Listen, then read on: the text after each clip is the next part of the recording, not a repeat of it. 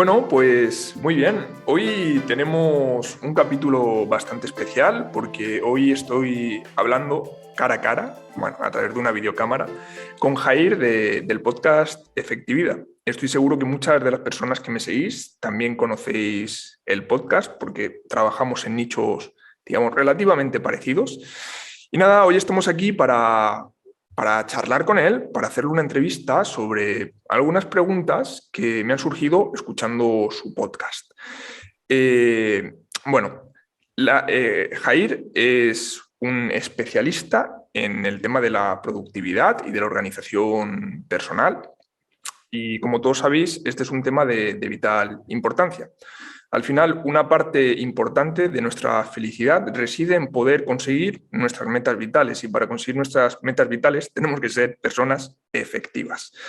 Entonces, vamos a aprovechar y vamos a explotar mucho a Jair porque, bueno, él tiene un método de organización personal propio y creo que podemos aprender mucho de él.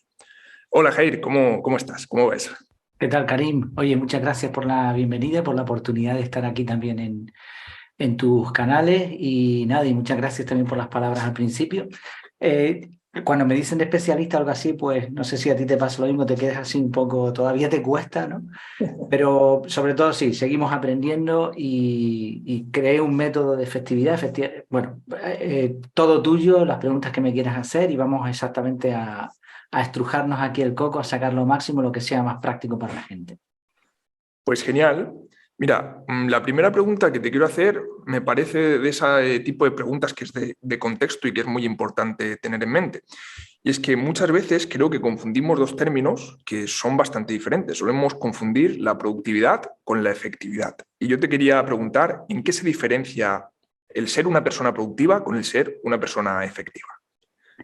Vale, sí, es una pregunta bastante buena y tiene un trasfondo, digamos, técnico y otro práctico. Para empezar, hay que aclarar que esto de las palabras y los términos depende mucho de cómo lo entiende cada cual. En Google nadie busca quiero ser más efectivo, la mayoría buscan quiero ser más productivo, pero lo que están buscando es ser efectivo. Ahora lo explicaremos. Sin embargo, si buscas por efectividad, por ejemplo, una de las búsquedas que más se reciben en Google es métodos anticonceptivos, efectividad. Pero nadie busca que sean productivos, ¿no? Entonces, bueno, es cuestión de terminología. La productividad, como viene de producto, está asociada a producir algo. Normalmente algo que podamos tocar, algo visible. Mientras que la efectividad es un concepto más amplio y se puede aplicar a cualquier cosa. Productividad, por ejemplo, se centra en el corto plazo. Una empresa que no produce es poco productiva, pero a lo mejor está en fase de creación o de implementación y sí que podríamos hablar de que es efectiva. Así que la efectividad, pues digamos que mira el tiempo de una forma bastante más amplia. La productividad se centra más en la parte de la eficacia. Están como otros dos términos que son muy afines, ¿no? Eficacia y eficiencia. La eficiencia es gastar pocos recursos, la eficacia es conseguir resultados. La productividad se centra en conseguir resultados, se tienen en cuenta los costos a nivel operativo y todo eso, pero no se busca un equilibrio, sino sobre todo, pues eso, fabricar, producir. Sin embargo, en la efectividad sí.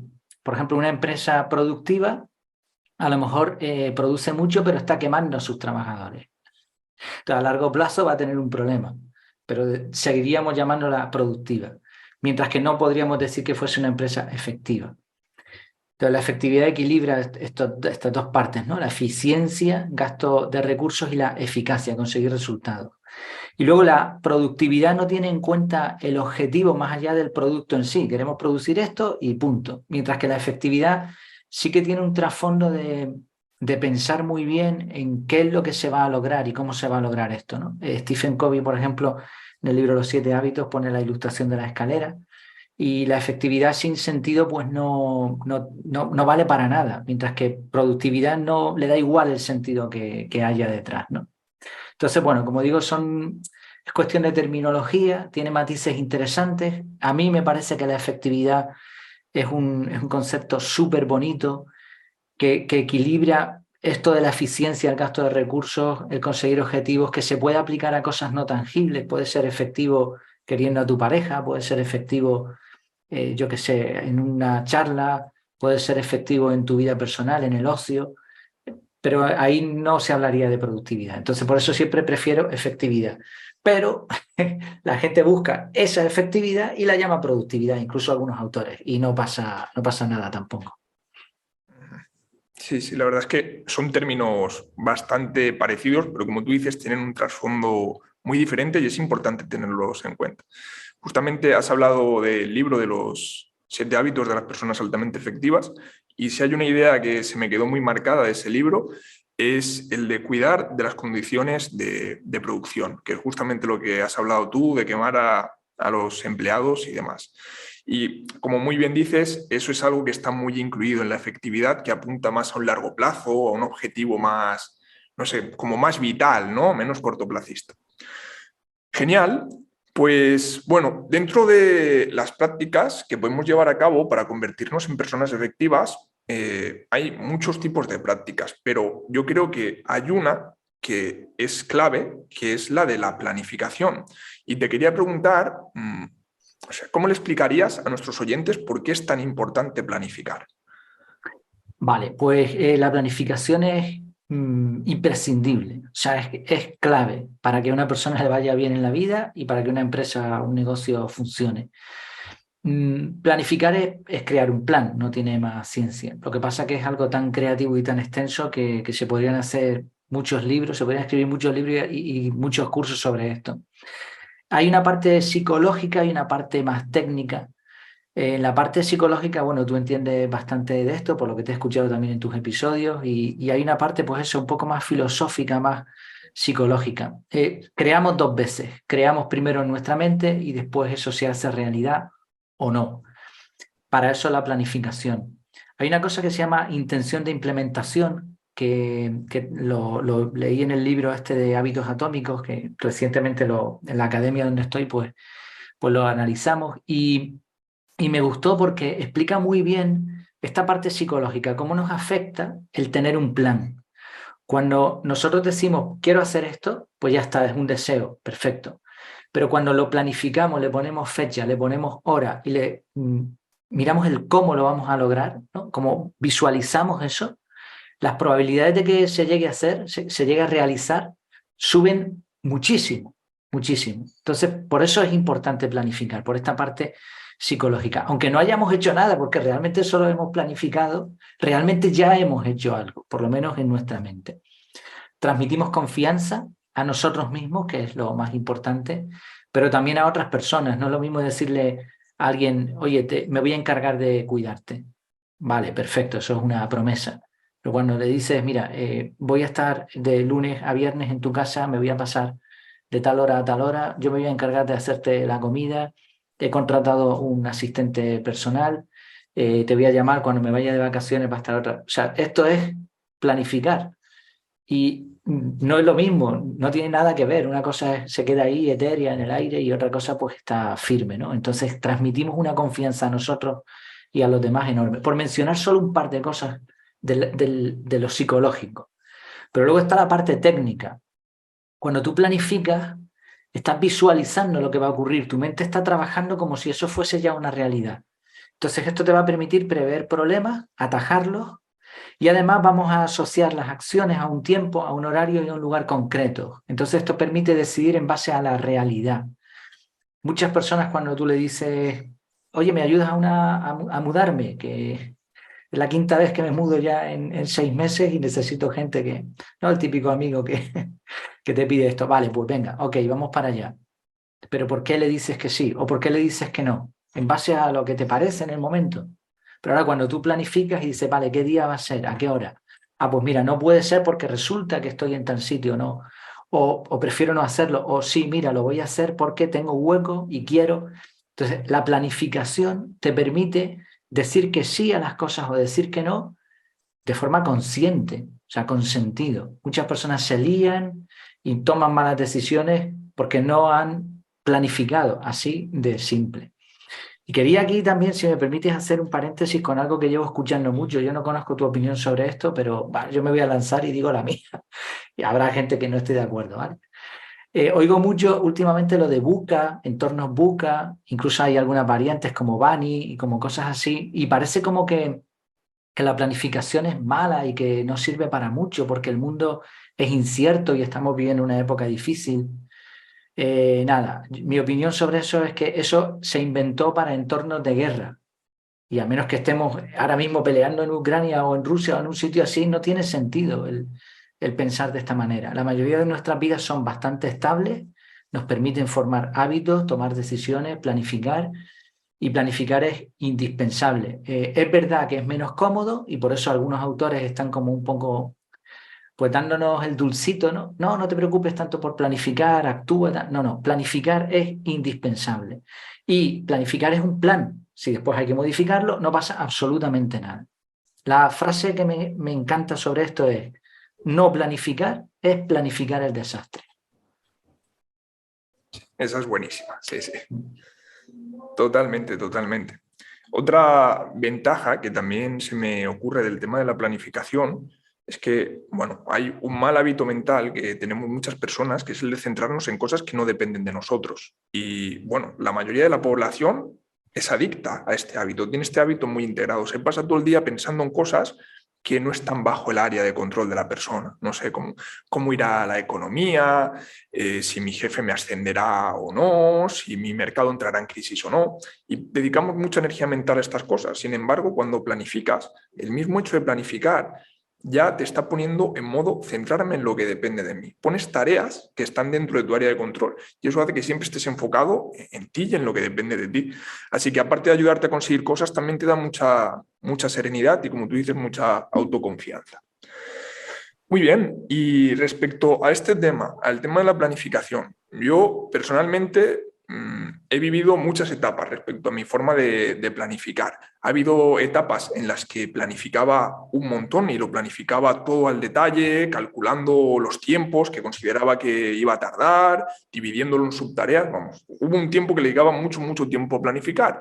Luego ha habido otras épocas que casi no he planificado o he planificado muy poquito, 2, 3 tareas para el día, un poquito de planificación a largo plazo y nada más.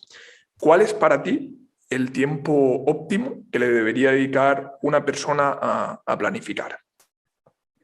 Esta es la pregunta probablemente más difícil en cuestión de planificación, organización personal. Yo no he encontrado una respuesta estándar, pero tampoco me gusta decir eso de depende. Entonces voy a intentar mojarme a ver si puedo dar con una respuesta que sea útil. Partimos de la base de que planificar es indispensable. Entonces, mínimo algo, ¿vale? Tendríamos como un extremo en donde estaría la parálisis por análisis, que es la persona que se pega todo el día planificando, pero al final no hace nada. Este perfil de personas son muy proclives a utilizar aplicaciones de todo tipo, a estar trasteando, y son muy buenos en lo que están haciendo, son muy buenos planificando, pero ese análisis es tan exhaustivo que no es útil, ¿no? Entonces, este sería un extremo a evitar. En el otro extremo estaría la planificación escasa o de poca calidad, que sería pues prácticamente actuar por impulso. Ninguna de los dos extremos es bueno, o sea, ya tenemos como 3 puntos, ¿no? Un extremo es malo, el otro también, y hay que planificar algo. También hay que tener en cuenta que planificar es pensar, no hacer. Por lo tanto, necesitamos de la otra parte. Entonces, la respuesta fácil sería depende del evento, del momento de la vida. Me ha gustado mucho lo que has comentado, ¿no? De que en algunos momentos de tu vida planificabas mucho, en otros poco, porque depende también de nuestro estado emocional, del trabajo en el que estemos inmersos. O sea, hay un montón de factores. Por si sirve, a mí me gustó mucho un episodio de un podcast que escuché ya hace tiempo en el que se ponía una ilustración sencilla, fácil de recordar y que nos puede dar una idea estándar más o menos de cómo debería ser la planificación. Es un piano, ¿vale? En un piano hay 88 teclas, en un piano profesional, ¿no? No en un órgano ni nada de eso, en un piano completo. Hay 52 teclas blancas y 36 negras. Podríamos comparar las negras con la planificación y las blancas con la ejecución, más o menos. Entonces, para tú tocar una melodía, pues tienes que tocar blancas y negras. A veces la melodía incluye más negras, y esto, bueno, en armonía y todo eso, los que saben de solfeo y de música saben que depende de la escala que se esté usando, pues va a dar un tono más triste. Bueno, se adapta también al tipo de música. Bueno, pues depende de la tarea, vamos a utilizar más negras que blancas, pero más o menos en la clave sol, digamos, en las estándar, sería como trasladándolo a tiempo, ¿vale? Sería, si una tarea te lleva 1 hora, media hora de planificación. Creo que sería una medida conveniente para la mayoría. No sé cómo lo verás tú. Ahora bien, para mucha gente, aunque suene lógico, viven tan deprisa que esto es complicadísimo. Entonces, aquí entra la metodología de organización integral. Una metodología de organización integral te va a permitir capturar absolutamente todo lo que entra en tu vida y tener claros una serie de pasos para planificar. Entonces, en mi caso, por ejemplo, por si sirve también de referencia, a mí me basta con entre media hora y 1 hora de planificación de lunes a viernes para toda mi vida. Estoy reduciendo mucho, ¿no? No corresponde a lo que había dicho antes, pero ¿por qué lo puedo hacer? Porque tengo un método. Sé cuál es el paso 1, paso 2, paso 3. Con la experiencia, con la práctica y con un método, puedes conseguir reducir mucho la planificación. Ahora, si te metes en un proyecto ya más complejo, específico, ya recomendaría tener una parte de planificación como parte del método. O sea, una cosa es la planificación de la vida, tú comentabas tener a lo mejor una lista de 2, 3 tareas sería suficiente para cada día, o algo más complejo si queremos, pero luego para proyectos específicos, tiempo de planificación correspondiente a la dificultad. Y también depende de la importancia, no del tiempo. O sea, por eso decía antes que lo del piano es por melodías, ¿no? Porque si nos centramos en el tiempo, vamos a decir, vale, este proyecto me lleva 1 hora, por lo tanto media hora de planificación. No es tanto el tiempo del proyecto, sino la importancia. Una charla TED de 13 minutos aproximadamente se planifica y se prepara durante mucho tiempo. Pero a lo mejor una comida entre amigos de varias horas no requiere tanta planificación. Entonces no es el tiempo de ejecución, sino la importancia. No sé si estos tips pueden ser así interesantes para tener una idea, pero es una pregunta muy complicada, ¿eh? Cada caso habría que estudiarlo.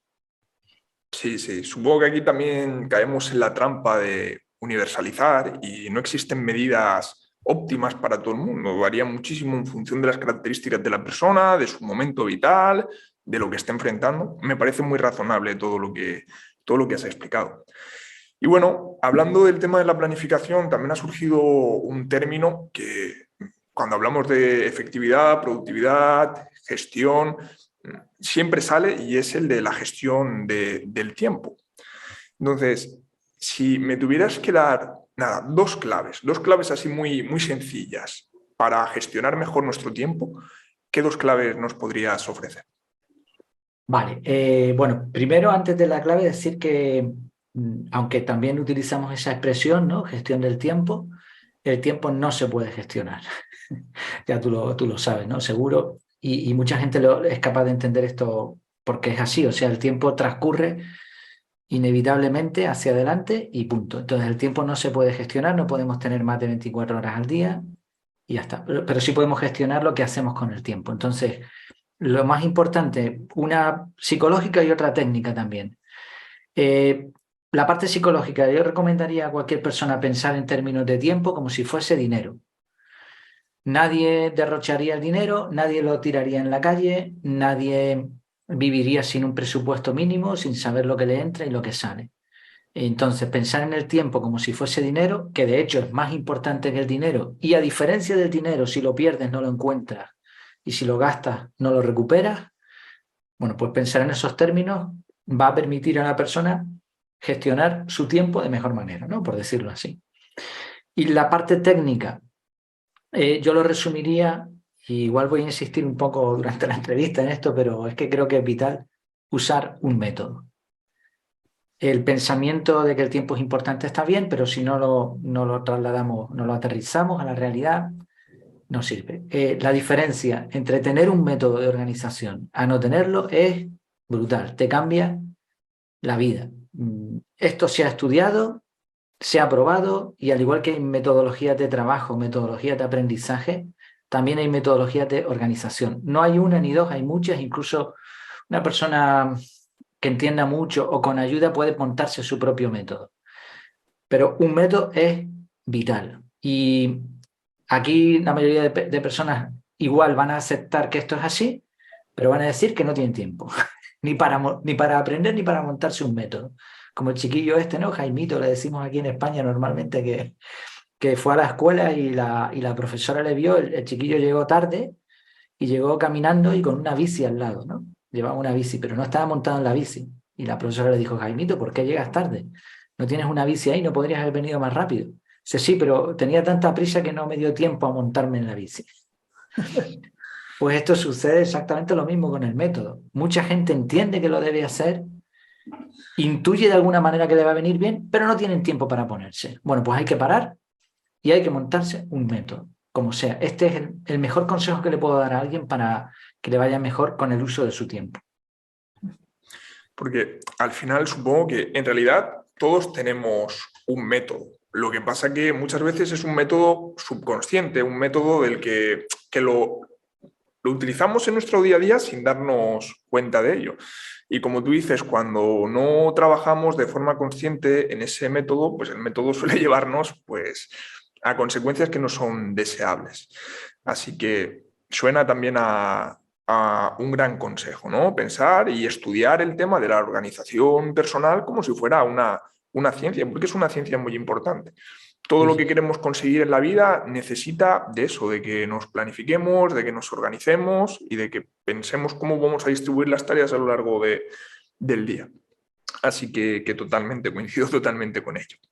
Ahora te quería preguntar también sobre un tema que a mí me resulta muy interesante y escuchando uno de tus podcasts lo trataste, hablando de, bueno, contabas cómo la mayoría de grandes artistas de la historia, o muchos grandes artistas de la historia, ya sean escritores, no sé, artistas en general, se solían ir a una cabaña, ¿no? En el bosque para crear su espacio de creación, un lugar en el que poderse dedicar 100% a su obra.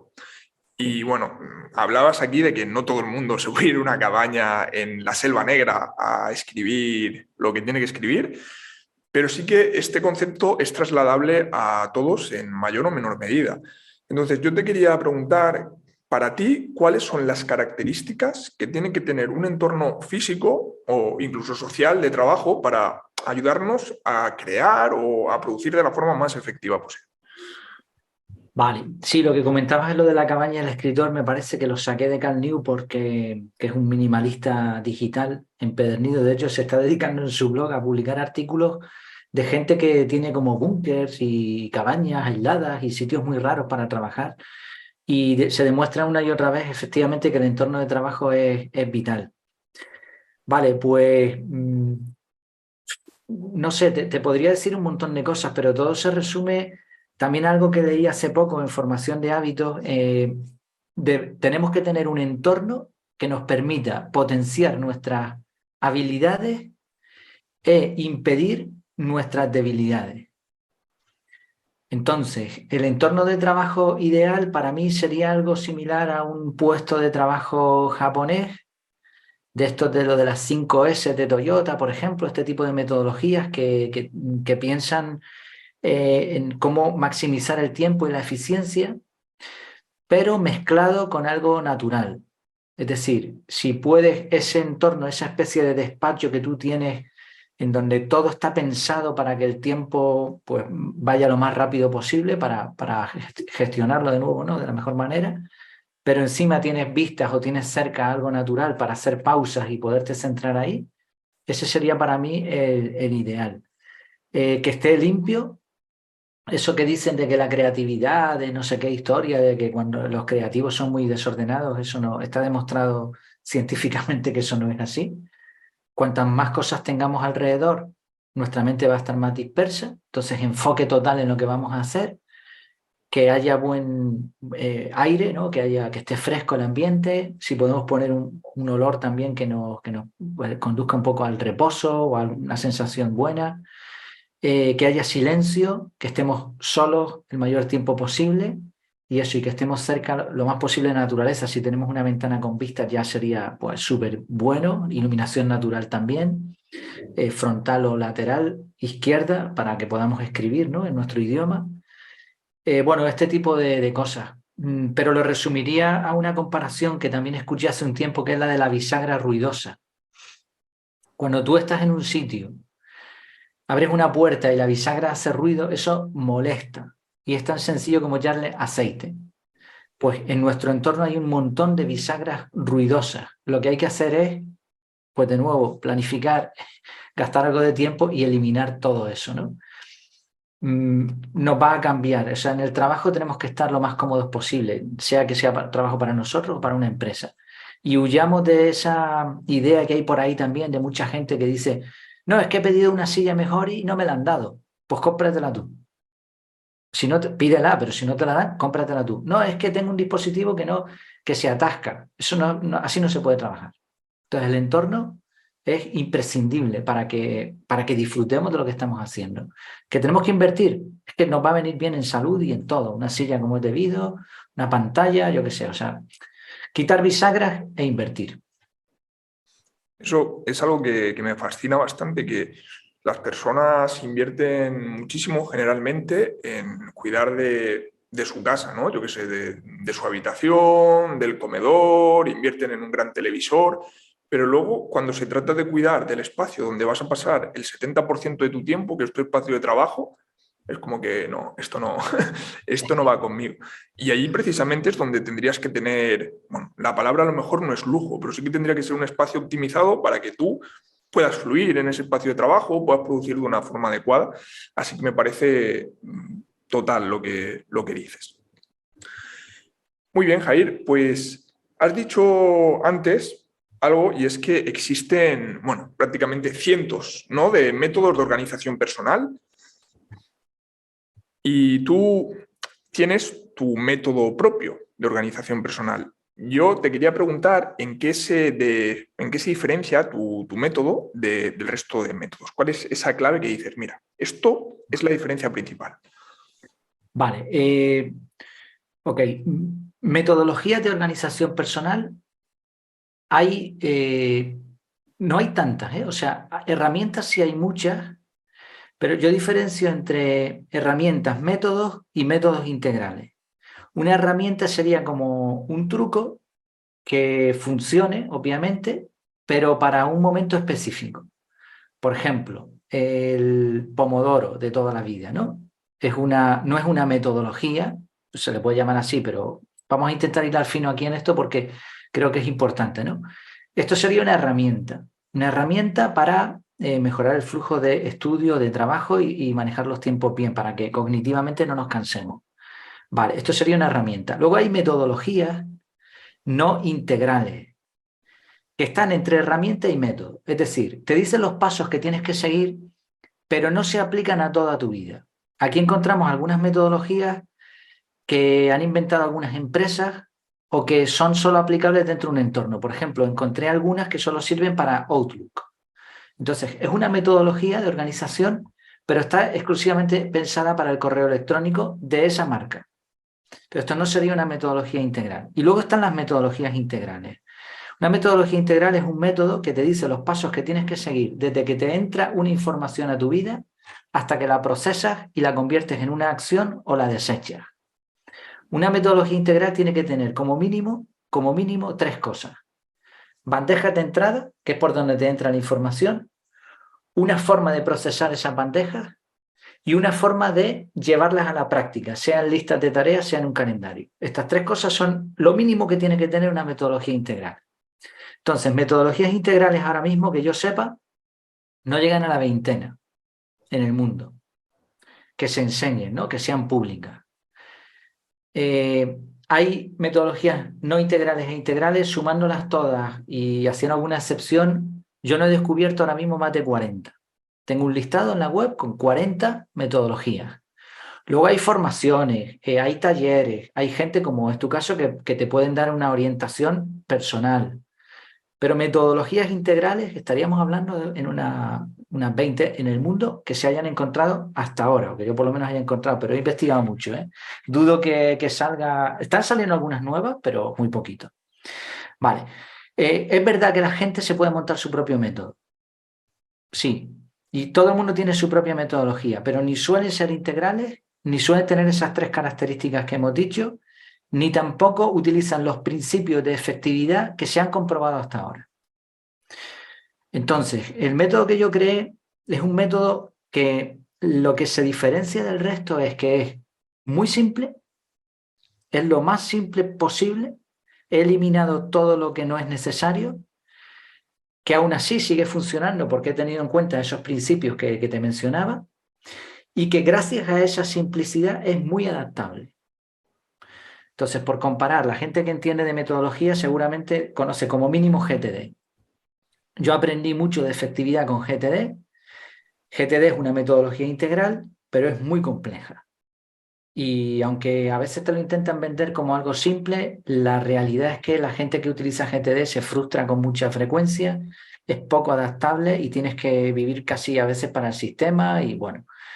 A mí me fue bien, no es que me fuese mal, pero sabía que se podía simplificar y de ahí salió el método CAR. Por ejemplo, una característica que hace distinto a mi método es que yo no utilizo listas de tareas. Las he eliminado totalmente. Otra característica que hace simple al método es que no depende de aplicaciones. Hay metodologías que tienes que utilizar una aplicación en concreto. En la mía no. Yo te recomiendo herramientas gratuitas, además, que Google Calendar, Google Keep y poco más, pero lo puedes llevar como tú quieras. Incluso sé de gente que ha hecho el método y ha hecho el curso y lo ha modificado a su antojo, ¿no? Entonces, esto sería lo que yo destacaría del método CAR. Simple y, por lo tanto, adaptable.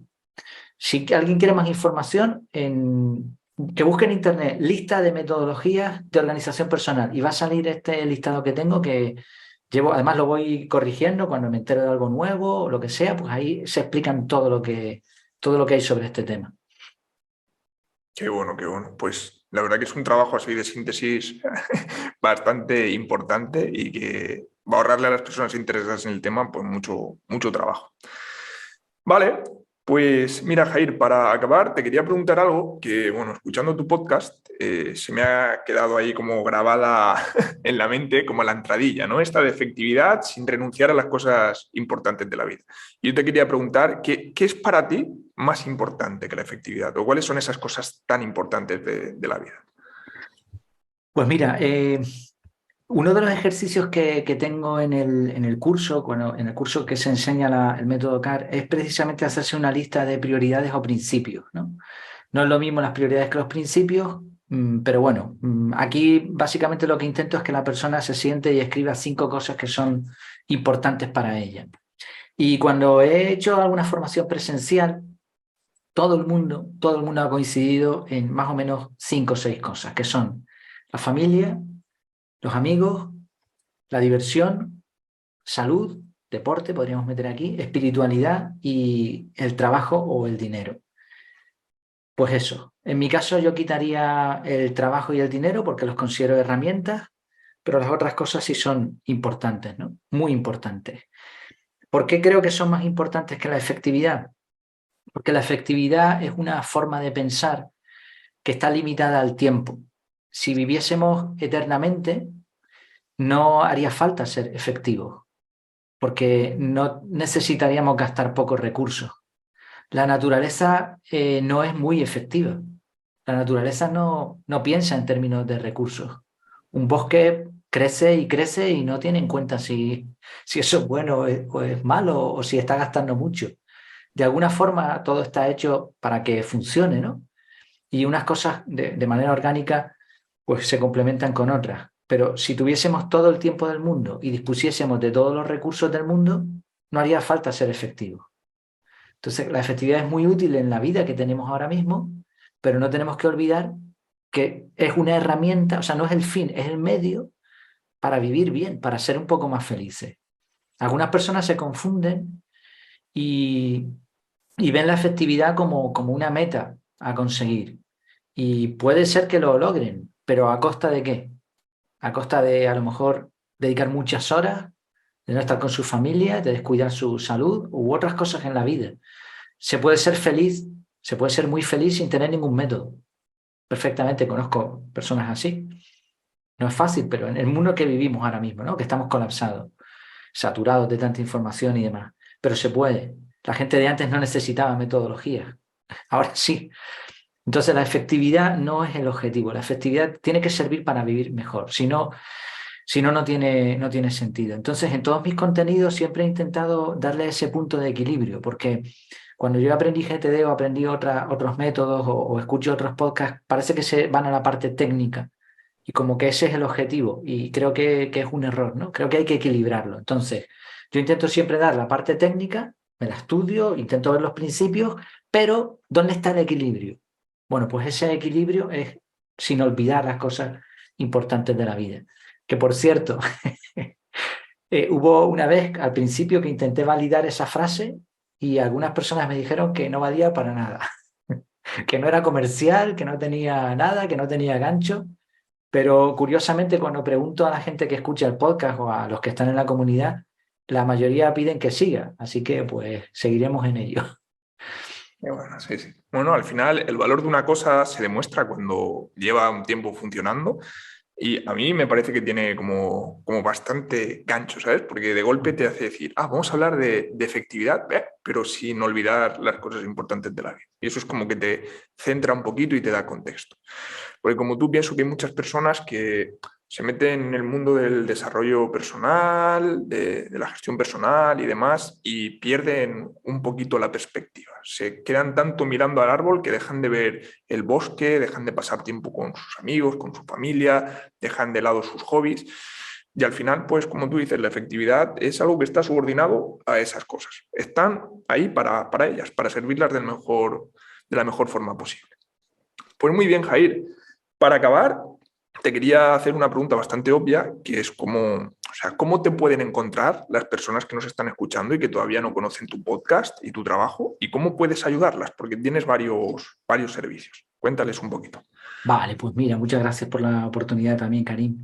Efectividad.es, como efectividad sin la D, efectividad.es. Ahí está todo, ahí está el podcast, están los cursos, los diferentes servicios. Ahora mismo he montado un servicio donde te creo una metodología adaptada y de hecho ya he trabajado con un cliente y le monté un método nuevo que no aparece en ningún listado porque es un método específico para la persona. Doy otro tipo de servicios, pero ahora mismo estoy enfocado en la academia. La academia es como un entorno en donde tienes un montón de piezas, no tienes por qué consumirlo todo porque es mucho, me estoy dedicando a eso solamente, así que pues yo voy a un ritmo y difícilmente la gente que está dentro puede consumir todo lo que hago, pero va a tener recursos diferentes. Tienes un grupo privado, tienes el podcast privado, no todos los episodios que publico, o sea, que los publico en abierto, ¿no? Hay algunos que son solo para los miembros de la academia. Tienes cursos, tienes el curso del método CAR, tienes cursos un poquito más pequeños, ¿no? Más condensados. Hacemos dinámicas de grupo, reseñas de libros, retos. Por ejemplo, este mes estamos con el reto de no quejarnos. Bueno, hay un montón de cosas. Hay recursos exclusivos, hay clases en directo. Intento que sean semanalmente, aunque ahora mismo son fechas complicadas, pero una clase de 1 hora aproximadamente tiene descuento. O sea, es una academia. He montado un archivo de conocimiento también recientemente, donde tú puedes buscar por un término y encuentras un montón de frases, ilustraciones, comparaciones, anécdotas, ideas. Bueno, pues eso, un montón de piezas, un entorno como si fuese un gimnasio, pero para la mente. Entonces, efectividad.es y ahí nos conocemos. Y si quieren seguir el podcast solo, pues el podcast solo, o canal de Telegram o YouTube o lo que sea, pero en efectividad.es lo van a encontrar todo. Qué bueno. Estoy seguro que si comienzan a escuchar tu podcast, se van a enganchar. Es como tratas el tema de la efectividad, pero como que hay regalitos de muchos campos, ¿sabes? De golpe te encuentras un capítulo así un poquito especial que va sobre otro tema, con muchas referencias a otros autores, a otros libros, a otros trabajos, y está muy guay. A mí, personalmente, este tiempo que llevo escuchándote me ha gustado mucho. Así que Muchas os gracias. recomiendo a todos que os paséis por ahí, por el podcast de Efectividad, y que sigáis a Jair, que os va a encantar. Pues nada, Jair, de verdad, muchísimas gracias por estar aquí hoy conmigo. He disfrutado muchísimo de escucharte, de hacerte estas preguntas, porque es un tema que me interesa mucho y creo que tienes una visión muy peculiar del tema, una que no abunda mucho por ahí. Así que muchas gracias por estar aquí. Nada, muchas gracias a ti. Ha sido un placer y de verdad que me has transmitido muy buen rollo y nada, igual yo he enganchado también a todo lo que haces, ¿eh? Muchas gracias, de verdad. Muchas gracias, Jair. Un abrazo.